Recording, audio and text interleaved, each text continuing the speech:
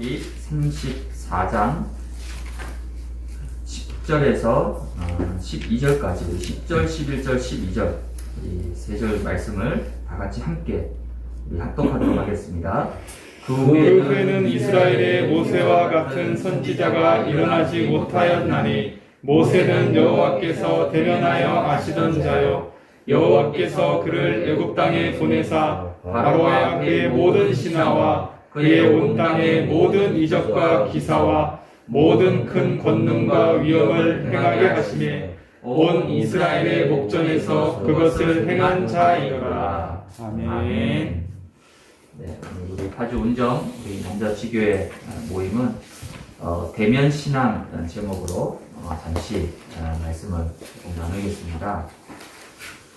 오늘 10절에 보니까 모세는 여호와께서 대면하여 아시던 자라. 하나님과 대면했다는 거죠. 대면이란 말은 말 그대로 얼굴을 1대1로 마주보고 했다는 거죠. 물론 지금은 성경시대라서 이건 이런 일이 없습니다. 근데 구약시대만 해도 하나님께서 직접 나타나시고 보여주시고 들려주시고 하셨습니다. 근데 특히 모세는 하나님과 1대1로 대면했던 사람이라는 거죠. 그 정도로 하나님과 완전히 밀착된 원리스된 그런 소통의 삶을 모세가 살아갔습니다. 그때는 그때 그 시대 구약 시대 아니냐? 지금은 그런 시대가 아니고 지금은 코로나고 무슨 대면이냐? 그렇지 않습니다. 하나님의 말씀은 어제나 오늘이나 영원토록 동일합니다. 아멘. 우리가 지금 코로나 시대 한 번도 경험하지 못한 시대입니다. 마치 이스라엘 백성들이 가나안 땅을 향해서 가는 그 여정 중에 광야를 지금 지나가고 있는데 이 광야의 삶은 처음 겪는 삶이에요. 한 번도 겪지 못한 일입니다. 이 광야라는 이 삶 속에는 여러 가지 어려움과 문제들이 굉장히 있어요. 광야이기 때문에 그렇습니다. 그 광야를 지나가면서 하나님께서 뭐 하셨냐면 말씀을 주신 거예요. 40년 동안 철저하게 성막 중심으로. 그러니까 성막을 야영 생활이니까 아침에 성막을 걷어서 또 하루 종일 걷고 또 저녁에는 또 불기둥이 멈추면 거기에 또 텐트 치고 야영하고 요즘 겨울이지만 여러분 여름에 혹시 캠핑만 해도 쉽지 않습니다. 장비 챙겨서 치고 이게 어려운 일인데 40년 동안 매일 이 성막을 가지고 이동을 했습니다. 왜 그렇게 했느냐? 하나님은 철저하게 말씀으로 언약 중심으로 이스라엘 백성들을 인도하셨다는 거죠. 그 하나님이 주신 말씀이 오늘 읽었던 신명기입니다. 신명기는 뭐냐면 광야를 지나가는 이스라엘 백성들에게 반드시 들어가게 될 그 가나안 땅을 미리 놓고 언약을 확실하게 각인시킵니다. 왜냐하면 하나님의 말씀이 각인되지 않으면 결국 가나안 땅, 그 가나안 땅에 들어가서 우상문화, 세상문화, 창세기 3장 문화에 완전히 휩쓸려 버리기 때문에 가나안 땅 들어가기 전에 광야에서 하나님이 준비시킨 겁니다. 그게 신명기의 말씀입니다. 지금은 저와 여러분들이 대부분 광야의 시간표입니다. 특별히 이 코로나는 광야의 시간표예요. 코로나가 본론이 아닙니다. 우린 지금 이게 막 실험하고 있고 이것 때문에 막 좀 어려움 당하고 있지만은 이 코로나는 광야입니다. 광야. 우리가 궁극적으로 정복해야 될 것은 가나안 땅인 거죠. 그 가나안 땅을 위해서 우리에게 코로나 광야의 시간표를 주신 겁니다. 그 가나안 땅 들어가기 전에 하나님께서는 준비시켰다는 거죠. 뭘 준비시키느냐? 가나안 땅을 차지하고 정복할 수 있는 체질과 그릇을 준비시켰다. 그게 바로 치유의 시간표라는 거죠. 신명기는 반드시 잊지 말고 붙잡아야 할 중요한 언약을 하나님이 이스라엘 백성들에게 각인, 뿌리, 체질되도록 했다. 40년 동안 각인시키고 뿌리 내리게 하고 체질시키도록 하는 그렇게 하신 거죠. 오늘 그 신명기의 마지막 장 34장입니다. 그 마지막 장에 특별히 모세의 마지막 스토리가 나옵니다. 모세의 마지막 인생 마무리가 나오는 게 신명기 34장입니다. 이제 여기까지. 오늘 신명기 34장 10절에 보니까 모세는 여호와께서 대면하여 아시던 자다. 대면했다는 거죠. 모세는 이스라엘 백성들에게 가장 위대한 지도자였습니다. 그리고 모세 오경. 어쩌면 이 모세 오경은 우리 구약 27권 중에서 구약의 핵심입니다. 사실 창세기부터 시작해서 이 가장 중요한 핵심되는 이 5가지 성경을 모세가 다 기록했습니다. 그러면서 출애굽과 광야 생활을 가장 앞서서 이끌어갔던 리더 중에 리더였어요. 어떻게 보면 참 대단한 사람인 거죠. 하지만 이보다 더 중요한, 어떻게 보면 이게 모세, 지금으로 아마 그 이력서를 쓴다 그러면요, 모세의 스펙이 아마 어마어마할 겁니다. 왜냐면 애굽 왕자, 서열 3위, 헤스페리오 제국대학이 지금은 뭐 서울대쯤 되겠죠. 국립대학이니. 그 제국대학에서 군사, 정치, 건축, 모든 학문을 다 능통하게. 그러면서 또 이제 이스라엘 백성의 지도자로서 출애굽과 광야와 아마 스펙이 이력서가 한두 장으로 다 모자랄 만큼 그런 대단한 사람입니다. 근데 이거보다 더 하나님이 중요하게 봤던 건요, 다른 게 있습니다. 그러면 하나님과 대면했다는 겁니다. 하나님과 대면하여 하나님이 아셨다는 겁니다. 그게 바로 오늘 제목처럼 대면신앙이라는 겁니다. 어쩌면 이 제목만 보면 지금 코로나 시대하고 역행하는 거죠. 지금은 비대면 시대인데, 지금은 언택트 시대인데, 근데 성경은요, 거꾸로 반대로 얘기합니다. 대면신앙. 그럴수록 더 언택트고 비대면일수록 근본과 본질은 더 대면신앙으로 가야 된다. 아멘. 그러니까 지금 코로나 시대를 맞이해서 이제 언택트와 비대면 시스템으로 지금 우리 사회가 전반적으로 개편돼 가고 있습니다. 그래서 아마 비대면 시스템을 갖추지 못하면 개인, 기업 다 살아남지 못할 겁니다. 아마 앞으로. 그런 이제 사회 구조로 바뀌어간 지금 과도기 속에 있습니다. 그래서 지금 자영업자들이 힘들다, 아우성치고, 물론 참 힘든 시간표지만은 지금 빨리 시대를 대비하고 바꾸라는 사인인 거죠. 사회 전반적으로 서비스업, 문화, 심지어 교육까지 이제는 다 뭐냐면 비대면이 언택트입니다. 근데 이제 더 중요한 건 뭐냐면 신앙생활까지도 이제 이 언택트와 비대면 시대에 접어들게 된 거죠. 물론 시대적으로는 불가피한 상황이지만 그러나 신앙의 본질, 신앙의 근본은 변하지 않습니다. 2000년 전이나 4000년 전이나 신앙의 본질은 그대로입니다. 왜 그렇죠? 하나님이 그대로시기 때문에. 접근하는 방법과 통로는 좀 달라질 수 있지만 그 본질과 근본은 절대 바뀌지 않습니다. 앞으로 코로나와 같은 예측하기 힘든 또 통제하기 어려운 그런 바이러스와 같은 질병 시대 분명히 찾아옵니다. 그에 따라서 신앙생활에도 계속 어려움과 여러 가지 도전이 따르게 되는 거예요. 지금 또 당장 이제 비대면으로 바뀌니까 그래도 지금은 좀 덜한 것 같아요. 몇 번 겪다 보니까 이제 그러려니 하는데 처음에는 이게 참 너무 답답하고 힘들고 평생 이렇게 해보지 않았기 때문에. 근데 문제는 앞으로 이게 계속 이제 반복될 수 있습니다. 당분간. 말세에는 모이기를 피하게 되는 일들이 벌어지게 되어 있습니다.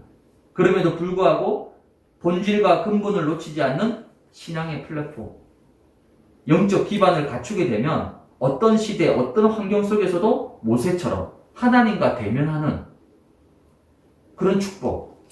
그래서 하나님께 위대하게 쓰임받는 사람으로 모세처럼 승리할 수가 있습니다. 아멘. 모세가 가진 그 신앙의 가장 중요한 기반, 플랫폼이 뭐냐면 하나님과 대면했다는 겁니다. 아멘.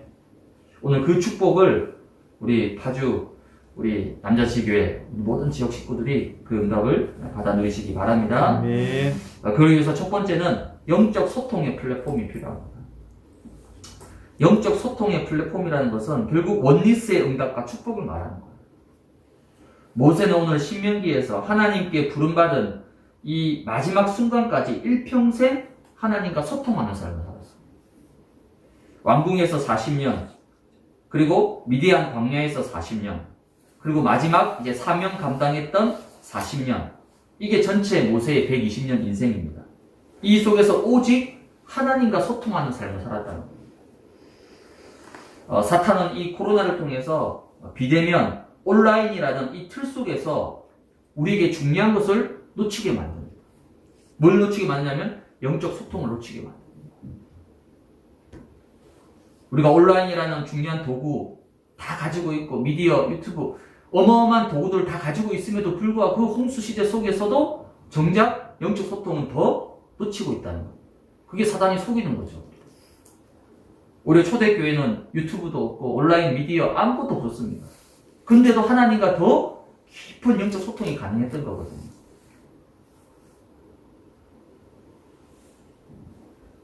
그래서 우리가 영적 소통의 플랫폼을 갖추기 위해서 첫 번째는 하나님과 원리스가 필요합니다.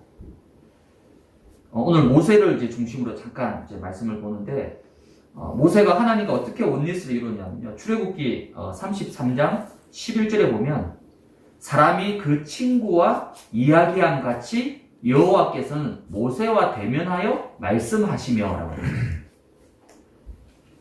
감히 하나님을 마치 친구하고 대화하듯이, 여러분들이 친한 아주 지인하고 카톡하고 통화하듯이, 그때 뭐 모든 얘기를 다 할 수 있잖아. 친구니까, 친하니까 미주알 고주알 다 나눌 수 있습니다. 마치 모세가 하나님 친구처럼 하듯이 그렇게 여호와께서 모세와 대면하여 말씀하셨다라고 나와 있습니다. 그럼 이 한마디면 사실 모든 게 다 표현되죠. 모세는 정말 하나님과 아주 깊은 원리스, 마치 친구처럼 늘 교제하고 대화하고 소통하고. 그래서 우리가 하나님과 원리스를 이루는 가장 중요한 시작이 뭐냐면 그게 바로 예배입니다. 예배. 그 제가 예전에 미국에 유학 생활할 때, 그 제가 운동 이제 하러 미국에 이제 공원이 많이 있으니까 이제 운동하러 탁 나왔는데 벤치에 이제 아주 멋있는 백인이 한 명 탁 앉아있더라고. 또 마음에 백인하고 한번 얘기 한번 해보고 싶어서 물어보니까 자기도 크리스찬이라고. 너 너무 반가운 거야. 나도 크리스찬이라고. 그래서 막 자기 이제 하나님 믿는다고. 그래서 내가 말하면 그럼 교회 어디 다니는 교회가 어디냐? 자기 교회는 안 나간다. 교회는 나가본 적이 없다는 거. 교회를 한 번도 나가본 적이 없는데 자기는 하나님을 믿고 있고 하나님을 따르고 있다. 안 맞잖아요. 정말 하나님을 믿는다라면 교회는 당연한 건데. 그러니까 자기만의 하나님이에요. 자기만의 하나님. 성경이 말하는 유일한 하나님이 아니라 자기 생각과 지식 속에 있는 하나님이 따로 있는 거예요. 그건 하나님과의 원리스가 아니죠. 하나님과의 소통이 아니라는 겁니다. 그래서 하나님과 원리스하는 가장 중요한 시작과 출발은 본질은 뭐냐면 예배입니다. 이사야 43장 21절에 보니까 하나님이 우리 인간을 만드신 목적을 얘기하고 있어요. 이 백성은 나를 찬송하기 위해서 내가 지었다는 거예요. 하나님을 찬송하도록 지음받은 인간이 감히 하나님보다 더 높아지려고, 그렇죠? 바벨탑을 쌓고 하나님처럼 되려고 선악과를 따먹고, 그건 예배와 완전히 반대되는 삶을 산다. 그게 지금 이 시대의 삶입니다. 제가 요즘 워낙 유튜브 시대니까 가끔씩 이제 다른 교회들은 어떻게 온라인 찬양 이런 거 어떻게 하냐 해서 소위 말하는 아주 우리나라에 내놓는 교회들 있잖아요. 뭐 유튜브 뭐 구독자 수가 뭐 최소 7만, 8만, 12만, 20만 되는 그런 교회들 들어가거든요. 이게 찬양을 딱 보면요. 물론 뭐 한 단면만 보고 뭐 어떻게 평가하기 좀 그렇잖아요. 근데 제 느낌은 뭐 틀릴 수 있지만 제 느낌은 하나님을 이렇게 진심으로 찬양한다기보다는 뭔가 자기 만족을 위한 그런 찬양. 그러니까 뭔가 그 찬양이 마음에 있게. 그러니까 시스템과 장비와 뭐 이런 것들은 막 최첨단인데 이상하게 마음에 이렇게 뭔가 터치가 되지 않는. 그건 무슨 말이냐면 하나님과 소통되지 않는 찬양이에요. 그래서 예배는 하나님과 소통되고 원리스 되는 첫 번째 시작입니다. 그러면서 가장 중요한 근본과 본질이에요. 그래서 사단이 지금 뭘 공격하냐면요. 예배의 본질을 공격하는 거예요. 왜? 예배 요거 무너뜨리면 완전히 무너뜨릴 수 있으니까. 그래서 지금 어쨌든 대면으로 비대면으로 온라인으로 왔다 갔다 지금 막 들었다 놨다 지금 사단이 막 발악을 다 하고 있는 거예요. 그래서 우리는 그럼 뭐 언제까지 우리가 뭐 정부 탓, 누구 탓, 그 탓을 할 수가 없는 거예요. 왜? 우리는요 그 상관없이 어떻게 하면 예배의 축복을 안 놓칠 것이냐. 온라인일 때는요 온라인 속에서 예배의 본질을, 또 우리가 현장 예배 때는 현장 예배 속에서 예배의 축복을, 언제 어디서나 어떤 환경 어떤 상황 속에서도 예배의 근본과 본질을 안 놓치면 됩니다. 그래서 아브라함은 가는 곳마다 뭐였냐면 단의 비밀, 단을 쌓았던 거예요. 창세기 13장 18절. 어디에 있든지 어디를 가든지 무엇을 하든지 항상 단의 비밀. 그러니까 영적 우선순위가 분명한 거죠. 그게 하나님과 원리스입니다. 이 축복을 놓치지 말아야 됩니다. 특히 우리 남자분들은요, 자칫 잘못하면 세상에서 막 바쁘게 살다 보면요, 다른 게 또 우선순위가 됩니다. 그렇죠? 당장 먹고 살아야 되고, 당장 일해야 되고, 지금 당장 내 앞에 있는 이거를 해결해야 되니까. 그러면 점점 영적인 것이 뒤로 밀려나갑니다. 그럼 결국 나중에 어떻게 되죠? 결국 무너지게 돼요. 특히 코로나 시대는 더 그래요. 얼마 전에도 우리 일산에서 남자 젊은 집사님들 모임, 가정 모임한테 집사님 뭐라 해, 막 회사에서 막 눈치를 주고요. 주일날 교회 갔는지 안 갔는지 막 물어보고. 갔다 그러면요, 막 공공의 적이 되는 거죠. 분위기가 그렇게 형성이 돼버리는 거예요. 교회 가지 말라 말은 구체적으로는 안 하는데 이미 그 분위기가 형성돼. 교회 갔다 오면 막 되게 이상한 눈을 쳐다보고. 그러니까 뭐 회사 안에서, 직장 안에서 뭐 기도 모임 뭐 이런 거 전혀 할 수가 없는 거죠. 그러다 보니까 뭐 거의 한 10개월을 그렇게 직장에서 하다 보니까 나중에 직장 일대로 너무 힘들지. 또 코로나니까 회사에서 막 이렇게 누르는 게 얼마나 많습니까? 쪼는 게 많잖아요. 근데 영적인 뭐 기도 이런 거 할 수 없지. 그러니까 막 너무 힘들었다는 거예요. 특히 올해가 너무 힘들었다. 경제적인 게 아니라 영적으로 너무 힘들었다는 거예요, 회사에서. 그게 바로 사단이 노리는 겁니다. 가장 중요한 걸 빼앗아 간다는 거죠. 그래서 우리는 어디에 있든지 뭘 하든지 그 속에서 항상 하나님과 원리스 할 수 있는 시간, 시스템 반드시 필요한 거예요. 그래서 광야 40년 동안 하나님 이걸 심어준 거예요. 그럴듯한 환경 속에서 예배드리는 거 쉽죠. 다 차려놓은 밥상 위에서 예배드리는 거는 쉽습니다. 숟가락 얹으면 되니까. 근데 광야에서 예배는 다릅니다. 광야는 아무것도 없는 사막 땅이에요. 거기에 매일 텐트 치고 성막 치고 거두고 이거 얼마나 참 어렵고 힘든 겁니까? 근데 하나님이 뭐죠? 예배를 훈련시킨 거예요. 네가 어떤 상황 속에서도 어떤 환경 속에서도 예배를 놓치지 않도록 하나님이 훈련시킨 겁니다. 그래서 우리가 코로나 시대에 예배가요 제대로 각인뿌리 체제에 훈련되지 않으면요 나중에 앞으로 예배드리기 어려운 시대, 지금보다 훨씬 어려운 시대 찾아옵니다. 예배드리기. 그때를 위해서 하나님이 지금 우리를 훈련시키는 겁니다. 예배. 어떤 상황 속에서도 네가 예배자로 설 수 있도록. 온라인이든 뭐 현장이든 상관없이 예배자로 설 수 있도록. 더 중요한 건 뭡니까? 내 삶의 현장에서 예배자로 설 수 있도록. 특히 여러분들은 직장과 업의 현장에서 내가 예배자로 설 수 있도록. 영적 소통의 플랫폼 두 번째는 사람과 원리스인 겁니다. 하나님과 원리스가 되면요. 그 다음 두 번째는 뭐냐면 사람과 원리스, 즉 사람과 영적인 소통이 필요합니다. 출애굽기에 보면 모세 옆에는 항상 모세를 돕는 사람들이 있었습니다. 누구였죠? 아론과 미리암. 또 특히 모세를 완전히 밀어줬던 이드로 장로, 장인어른이죠 지금까지. 그리고 10부장, 100부장, 1000부장 많은 사람들이 모세 옆에서 모세를 도와줬습니다. 그럼 모세 주변에는 많은 사람들이 있었다는 거예요. 모세는 하나님과도 친구처럼 대면하고 원리스를 너무 잘했지만은 또 한편으로는 자기 주변에 있는 사람들과도 원리스, 소통을 잘했다는 겁니다. 복음은 뭐냐면요. 모든 것을 초월하고 수용하는 겁니다. 그게 복음이에요. 즉 복음은 뭐죠? 함께 가는 겁니다. 우리가 막 억지로 막 캠페인처럼 구호처럼 우리 함께 가자 막 그 아무리 외쳐도요. 여러분 사실 내 마음에 내 눈에 거슬리는 사람 함께 못 갑니다. 조금만 내 눈에 틀어져 보세요. 그 사람 평생 안 봅니다.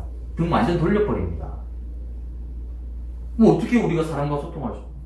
사실 나하고 맞는 사람보다는 나하고 안 맞는 사람이 훨씬 더 많습니다. 특히 직장과 세상에는요. 불신자잖아요, 불신자. 불신자는 아예 나하고 영이 안 맞는 사람인데 어떻게 함께 갑니까? 그게 내 능력으로는 안 되는 거예요.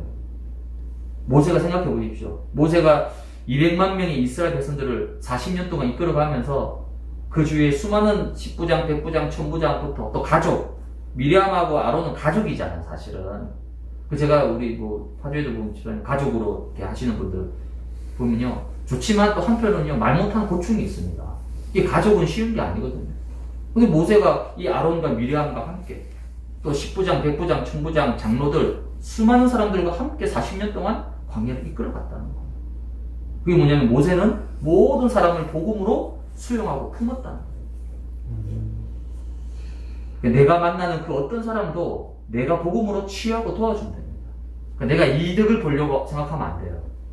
내가 저 사람한테 뭔가를 기대하고 뭔가를 내가 참 얻을 수 있겠지라고 생각하는 그 순간부터 그 사람은 나한테 뭐냐면요 상처 줄 사람이 됩니다. 무조건 나를 만난 사람은 내가 도와줘야지. 내가 복음으로 도와주고 복음으로 치유하고 그러면요 절대 상처받을 일이 없어요. 근데 뭔가를 기대하면 반드시 상처가 돌아오게 돼요. 지금 주변에 여러분 주변에 있는 모든 사람은 뭐냐면 살리라고 나에게 그쳐주신 사람입니다. 그래서 여러분들이 늘 사람과 원리스를 이루는 영적 소통할 수 있는 그런 영적인 힘이 필요합니다. 아멘. 영적 소통의 플랫폼 세 번째는 뭐냐면 현장과 원리스입니다. 현장과 원리스. 지금 이제 언택트 시대 비대면 문화 속에서 뭐 현장 얘기하면요 이게 무슨 뭐 전혀 뭐 말이 안 되는 얘기가 아니냐. 사람 만나는 거 뭐 더 나아가서 전도 이게 도대체 가능한 거냐? 그럼 속으면 안 됩니다. 지금 이 지구가 존재하는 거 왜 그렇죠? 하나님은 구원 중심으로 모든 것을 움직입니다. 나라와 서울 수도권은 지금 모든 걸 방역 중심으로 움직이지만은 하나님은요 구원 중심으로 움직입니다. 아멘. 구속사를 중심으로 이 지구의 모든 것을 하나님은 움직이고 계십니다. 그래서 하나님은 성령의 역사는 바이러스와 시대상황에 전혀 영향받지 않습니다. 아멘. 우리 생각 속에요. 자꾸 우리가 코로나, 뭐 방역, 뭐 자꾸 이렇게 하다 보니까 자꾸 우리의 생각과 마인드가 쏟게 되는 거예요. 아닙니다. 하나님은 지금도 뭐 하시냐면 구원의 역사를 정확하게 이루어 나가고 계십니다. 아멘. 그렇다면 현장 어떻게 해야 되겠습니까? 특히 여러분들은 이제 산업인, 직장, 또 이 지역 현장이 있단 말이에요. 거기서 뭐 비대면이고 언택트인데 뭐 여기서 우리가 막 전도지 막 나눠주고 막 이렇게 해야 되느냐? 아닙니다. 여러분이 있는 현장에서 제일 먼저 서밋이 되면 됩니다. 여러분 업의 현장에서 서밋이 되라니까. 그게 바로 이 시대 전도입니다.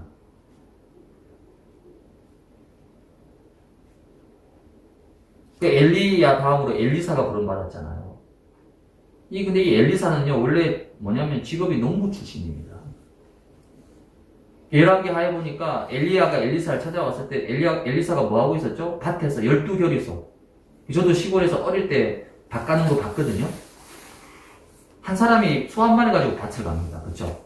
근데 엘리사는 혼자서 12마리 소를 혼자서 컨트롤하면서 혼자서 동시에 갈았습니다. 12마리 소를 동시에. 그거는요, 이건 거의 기계화된 거예요, 기계화. 어떻게 한 사람이 12마리 소를 동시에 잡고 이렇게 밭을 갈 수 있냐는 거예요. 그 말은 무슨 말이죠? 엘리사는 농업, 이 분야에 완전 탑이었다는 거예요. 기능성, 서밋이었다는 겁니다. 그리고 나서 이제 선지자, 엘리야의 다음의 선지자로 부름을 받은 겁니다.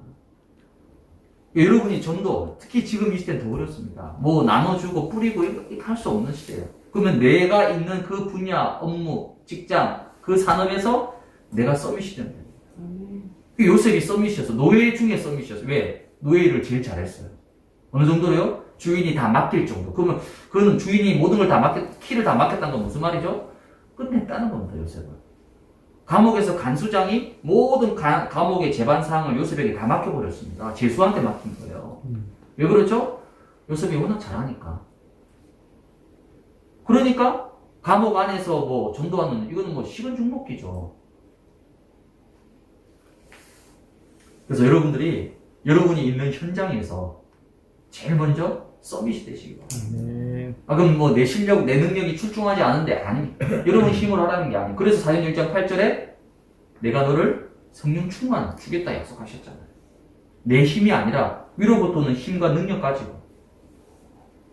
그래서 여러분들은 산업선교사입니다. 산업선교사. 내 산업과 내 직장과 지역에서 서밋을 누리면 사람이 보입니다. 보여요, 사람이. 영적으로 보입니다. 힘든 사람, 어려운 사람, 고통당하는 사람, 숨기고 있는 사람 다 보인다니까요. 그럼 나중엔요, 사람이 또 찾아옵니다. 만나지게 됩니다. 그러면요, 답 주면 돼요. 그래서 여러분이 있는 모든 산업과 직장, 또 이 지역에서, 현장에서 서밋에 그게 현장하고 원리스 되는 겁니다. 이런 중요한 영적 소통의 플랫폼 여러분들이 세워가시기 바랍니다. 두 번째는 영적 집중의 플랫폼입니다. 모세는 120년 동안 하나님과 정말 친구처럼 또 하나님과 늘 대면하는 그런 영적 소통의 삶도 살았지만 또 한편으로 모세는 일평생 영적 집중의 삶을 살았습니다.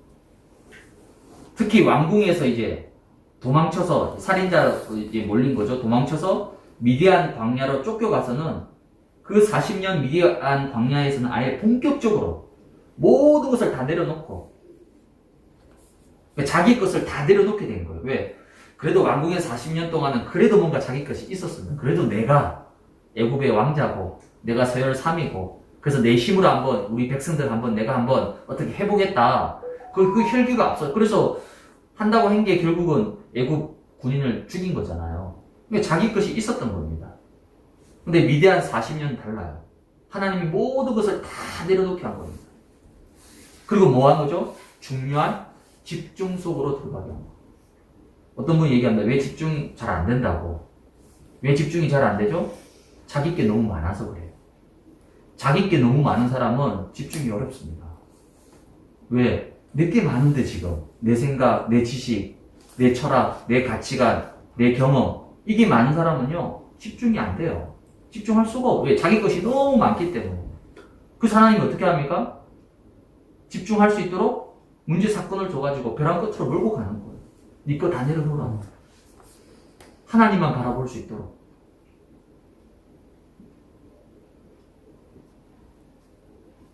요즘은 바울의 고백처럼 배설물로 여기지 않으면요 사실은 영적 집중하기 어렵습니다.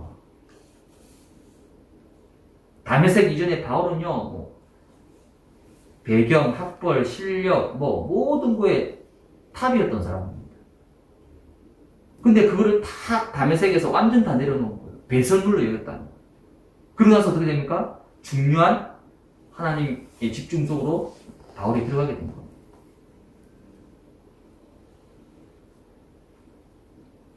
그래서 우리가 영적 집중의 삶을 살기 위해서는요 뭐가 필요하냐면 어떤 플랫폼이 필요하냐면 첫 번째는 이거는 없애야 될 플랫폼이 먼저 있습니다. 그러니까 영적 집중하기 위해서는 먼저 없애야 될 게 있다는 거죠. 그걸 없애야지 집중적으로 들어가고 뭘 먼저 없애야 돼? 첫 번째는 예틀 플랫폼을 없애야 됩니다. 출애굽기 3장에 보면 이제 모세를 하나님이 미디안 광야에서 있다가 이제 부르시잖아요. 가시떨기 불꽃나무가인데 부릅니다. 모세를 불러서 출애굽기 3장 5절에 보니까 네가 선 곳은 거룩한 땅이니 네 발에서 신을 벗어라. 신을 벗어라. 무슨 말이죠? 신은 뭘 얘기합니까? 모세가 그동안 가지고 있었던 모든 세상 배경, 자기 실력, 능력 이 모든 걸 다 포함하는 이거를 왜? 네가 지금 서 있는 곳은 왕궁이 아니라는 거예요. 지금 네가 서 있는 곳은 네가 뭔가 한번 해보겠다고 하는 그런 곳이 아니. 지금 네가 서 있는 곳이 어디냐? 하나님 앞에 서 있잖아요. 분명히 가시떨기 나무에 불이 붙었는데 가지가 안 타고 있습니다. 그건 뭐죠? 사실은 그거 하나님 보여주신 거예요. 구약은 그렇게 보여주셨으니까. 하나님 앞에 서 있는데도 불구하고 여전히 자기 거 가지고 있어요. 자기 지식, 자기 경험, 자기 노하우 그거 계속 가지고 그거 얼마나 참 하나님 볼 때 웃기겠습니까? 네가 서 있는 곳이 도대체 빨리 좀 깨달아. 네가 지금 어디 서 있느냐? 거룩한 곳이다. 거룩한 곳. 내 앞이다. 그 빨리 신을 벗어라. 그러면서 출애굽기 3장 6절에 보니까 모세가 하나님 뵙기를 두려워하여 얼굴을 가리었다. 신을 벗고 얼굴을 가렸단 말이 무슨 말이죠? 신발은 신분, 얼굴은 뭡니까? 하나님 앞에서 철저하게 낮아졌다는 거예요.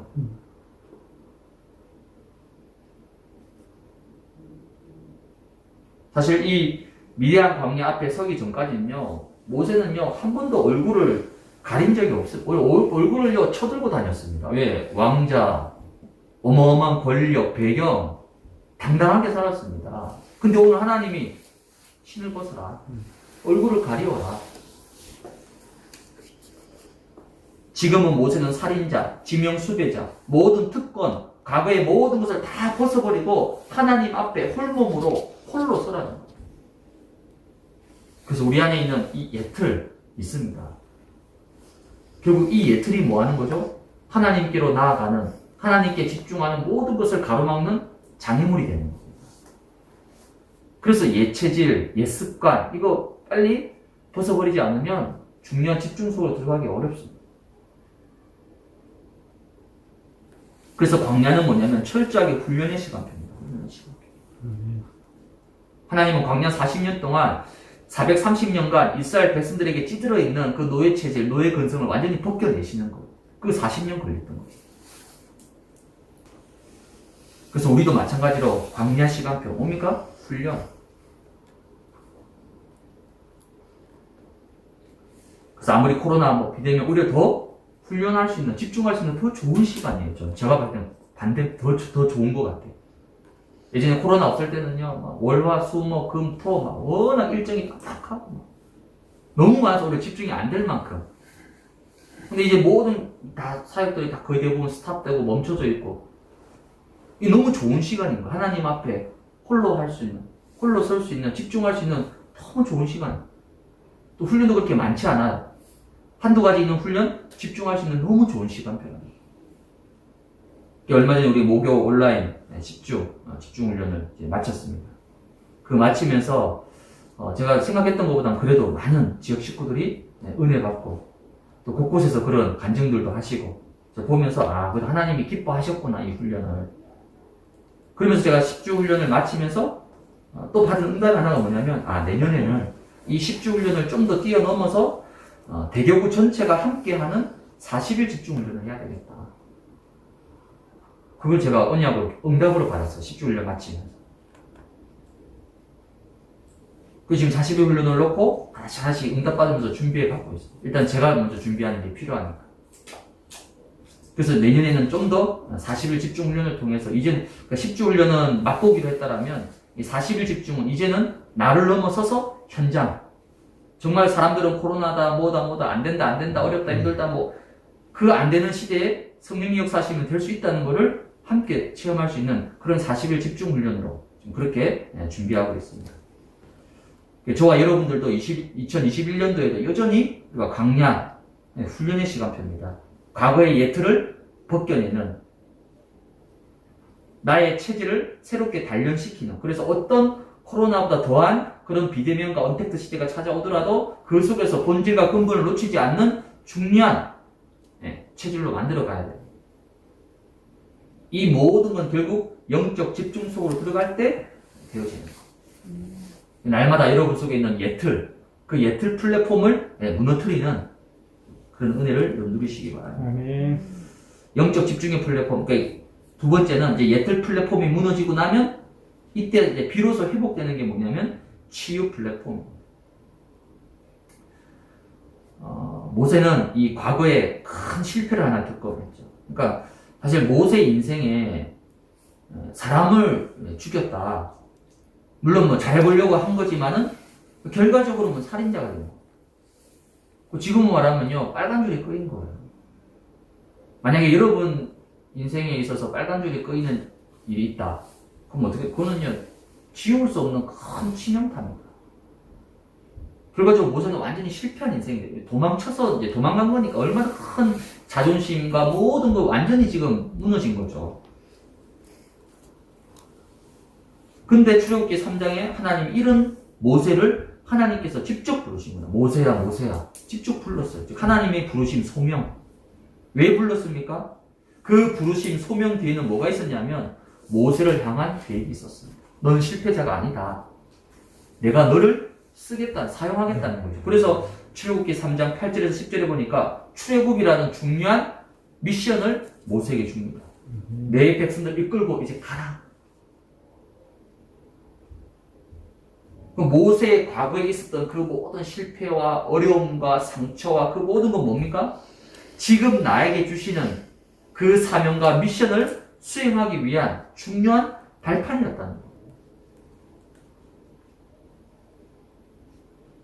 여러분 안에 이런 치유 플랫폼이 필요합니다. 아멘. 하나님은요, 물론 그 병도 마찬가지입니다. 자가치유 그래가지고 하나님이 우리 몸속에 그런 좀 극단주의자들 제가 봤어요. 병은 절대 안 간다는 거예요. 자연치유. 왜? 우리 몸속에 다 있다는 거예요. 근데 그게 조금 너무 극단적으로 가면 그렇지만은 굉장히 일리가 있는 거예요. 하나님이 우리 인간을 창조하실 때 우리 몸속에 모든 것을 스스로 치유할 수 있는 그건 명령이 될 수 있겠죠. 그거 다 주셨습니다. 우리 몸속에. 근데 이게 이제 우리가 지금 여러 가지 환경과 호르몬과 뭐 시대 이런 속에서 많이 이게 이제 없어진 거죠. 원래 다 주셨다는 겁니다. 물론 우리가 뭐 치유 집회, 치유 메시지, 또 치유 이런 부분도 우리가 도움 받아야 되지만 가장 중요한 근본 치유는 뭡니까? 하나님이 내 안에 모든 것을 살리고 회복할 수 있는 어마어마한 복음의 능력을 내 안에 주신 거예요. 그게 하나님의 형상입니다. 그래서 내 안에 가장 중요한 나를 치유하는 치유 플랫폼이 필요합니다.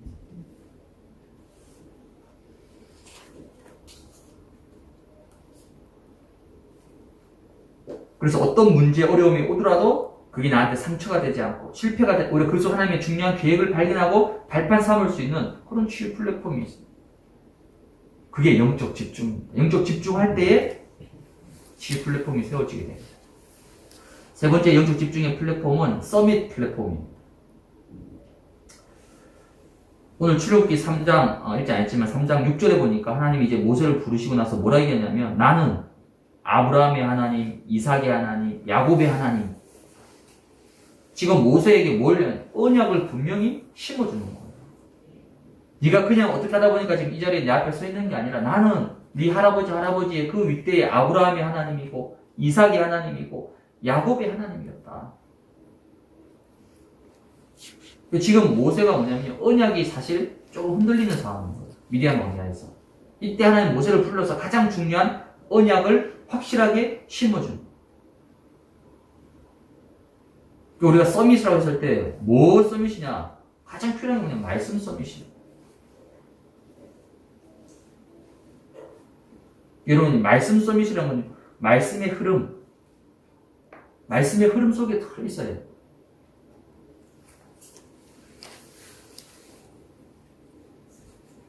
말씀의 흐름 속에 있게 되면 나도 모르게 내 안에 말씀이 계속 각인되어집니다. 왜? 그 흐름 속에 있기 때문에. 그 말씀이 각인되는 만큼 말씀이 성취되게 되어 있어요. 왜 말씀이 성취가 안 되면요? 듣긴 들었는데 각인이 안 된 거예요. 각인이 안 돼버리면 바람이 나는 겨와 같이 말씀이 다 날아가 버립니다. 문제 사건 앞에 다 뺏겨버립니다. 그럼 말씀 성취가 안 되는 거죠. 그럼 어떻게 말씀을 각인시킬 것이냐? 그게 이제 영적 집중의 나만의 시스템이 필요한 거예요. 여러분 각자가. 그래서 말씀 서밋이라는 것은 하나님이 나에게 주시는 나의 CBDRP가 분명한 사람입니다. 평생 붙잡고 갈 CBDRP도 있고요. 또 이번 한 주간 내가 붙잡고 가야 될 CBDRP도 있습니다. 그게 강단 속에서 전체 우리 또 세계복음화 본부 말씀 속에서 이게 확실하게 딱 잡혀지는 거예요. 그게 바로 말씀 서밋입니다.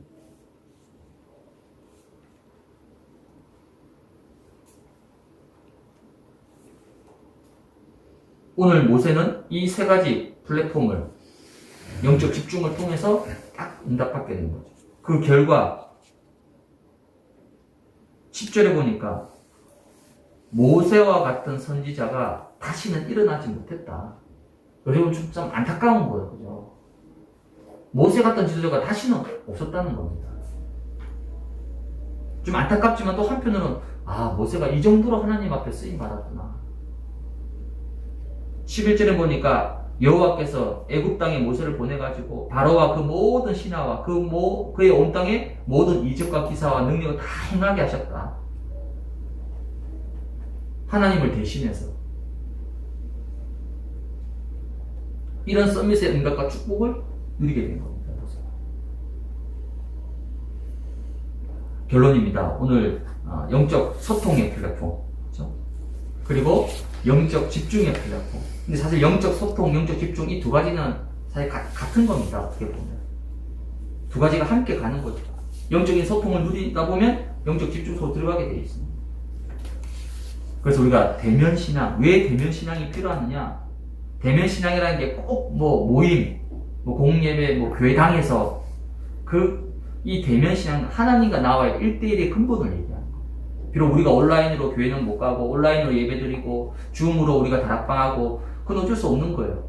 그러나 그 본질만큼은 내가 하나님과 나는 온라인이 아니에요. 하나님과 나는 비대면이 아닙니다. 하나님과 나는 언제나 어디서나 1대1로 소통하고 집중하는 영적 대면신앙이. 그래서 아마 올 연말까지는 그쵸? 비대면이 확정이고 뭐 21년 되면 또 모르겠습니다. 다시 좀 완화가 될지 뭐 잘 모르겠지만 그 상관없이 여러분들이 올 한 해 11월 달 동안 정말 하나님과 1대1의 대면의 축복을 여러분 개인이 매일 이거는 절대 1대1로 하는 건데 뭐 방역과 뭐 그게 뭐 아무 필요 없는 거예요.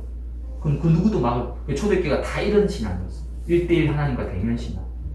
그러니까 다 흩어지고 못 모여도 초대교회는 계속 영적으로 부흥하고 성장하는 거예요. 이런 영적 대면 신앙의 축복을 우리 모든 운정 우리 남자치기의 식구들이 누리시기를 주님의 이름으로 축복을 드립니다. 아멘.